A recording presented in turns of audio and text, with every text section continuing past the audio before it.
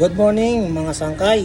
So, ang video natin ngayon is about sa gulong. Ipakita ko lang po sa inyo yung dalawang klase ng gulong na ginagamit dito sa Japan. Yung isa pang summer, yung isa is yung pang winter.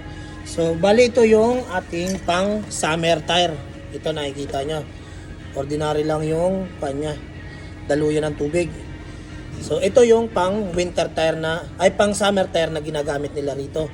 Pag pumasok naman yung winter, ito naman ang gagamitin nila ngayon mga sangkay.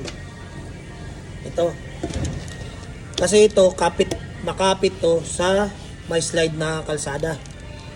Ayan, tingnan nyo yung kanya, groove. Kakaiba. Ayan o. Di kagaya rito sa isa, tsaka to.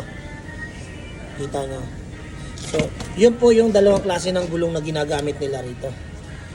So, yun lang po mga sangkay. In-explain ko lang sa inyo. Kung nagustuhan nyo mga ganitong content, follow nyo lang po ako sa aking Facebook account. Ganon din po sa aking YouTube channel, Makoy Vlogs TV, para masundan nyo pa po yung mga susunod kong i-upload. Yun lamang po mga sangkay. Maraming salamat and God bless po.